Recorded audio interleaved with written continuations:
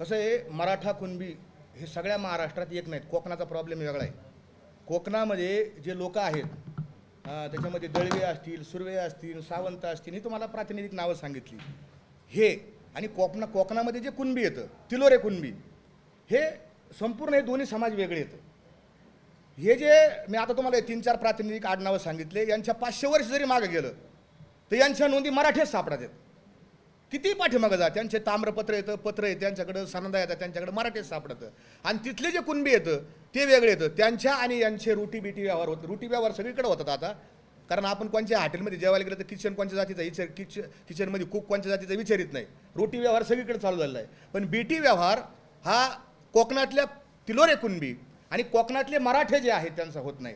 कोकणातल्या मराठ्यांनी मोठ्या मनाने जरांगे पाटलांना पाठिंबा दिला. खऱ्या अर्थाने त्यांचं मी कौतुक करेन की हे विसंगत असताना आणि तिथल्या कुणबींनी, तिलोरे जे कुणबी येतं तिथल्या कुणबींनी सरसकट मराठा आणि कुणबी एकच आहे याला विरोध केला. गावगाव ते कुणबी समाजाची मुलं मोटरसायकल रॅली घेऊन त्यांनी विरोधात प्रचार केला ओबीसीच्या बाजूनी आणि मराठा समाज शांत राहिला. त्याच्यामुळं कोकण जर वगळला तर इतर सगळा महाराज म्हणजे पुणे इकडचा घाटावरचा सगळा भाग याच्यात आमच्या सगळ्यांच्या ज्यांच्या नोंदी मराठा आहेत आणि ज्यांच्या नोंदी कुणबी आहेत त्यांच्या एकमेकात सोयरिकी होतात. ते कळतं नाही काय आम्ही सोयरी करायला दाखले घेऊन जात नाही. ते इकडचे एक येतं तिकडचे वेगळे येतं. आणि अजून एक सांगतो की त्या कोकणातल्या आता मी काय नवीन आहे मॅडम, तुम्ही हसता माझ्याकडे. माझी पहिलीच वेळ पत्रकार परिषद घ्यायची, नंतर मी घेईन चांगली खाऊन पत्रकार परिषद.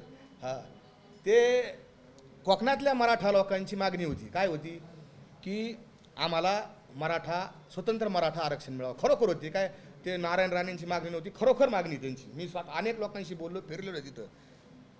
तर मग त्यांची मागणी होती आमचं दैवत, महान दैवत, ते दैवत काय म्हणलं बा त्यांची मागणी असेल तर मराठा त्यांना घेऊ द्या. मग काल मराठा आरक्षण त्यांना मिळालं. ते किती टिकन काय टिकन हे मला माहीत नाही उद्या काय, कारण त्याच्या विरोधात ते चष्म्यावाला साहेब जाणारच कोर्टात. तो मोठ्या मोठ्याने बोलत होतो, तो आमचा विरोधक आहे. बाटल्या फोडल्या आणि त्याचे चष्मे लावले, ते जातं तिकडं. तर त्या मराठ्यांना आरक्षण मिळालं. मग आनंद उत्सव करावा का नाही? त्यांना कुणबी घ्यायचं नाही. कोकणातल्या मराठ्यांना त्यांना मराठा आरक्षण मिळालं, बरोबर. मग आनंद करायला पाहिजे का? याच्या मांडवात सुताक पडलं होतं की माझ्याकडं तलाठी सुद्धा नाही आला काही पत्र देऊन. मला याची आतली माहिती मागणी, मला याचे माझ्याकडे रेकॉर्डिंगच येतं. मला कोण घाबरतो? याचे कारण आहेत ना, मी ते सांगा पुढच्या वेळेस. यांनी आनंद उत्सव केला नाही. त्यांना आरक्षण मराठा घ्यायचं होतं, तिने केलं नाही. आणि यांनी काही तिथं कुणबी म्हणून आता विरोधात करायचं, याव करायचं, ट्याव करायचं. पुढे विचारा जाऊन काय विचारायचं असं.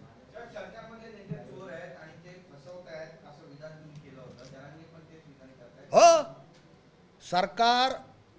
सरकार आणि प्रशासन, माझं असं मत आहे, मी चांगल्या शब्दात सांगतो, हे वारांगणा येतात आहे का नाही.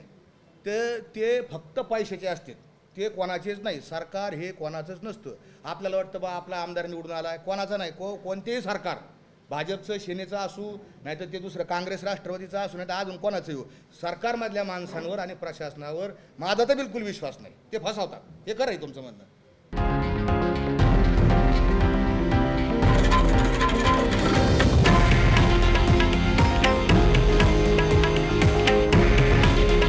हे आहे देशातील नंबर 1 न्यूज नेटवर्क आणि आपण पाहत आहात TV9 मराठी. काळजी तुमची, हित महाराष्ट्राचं.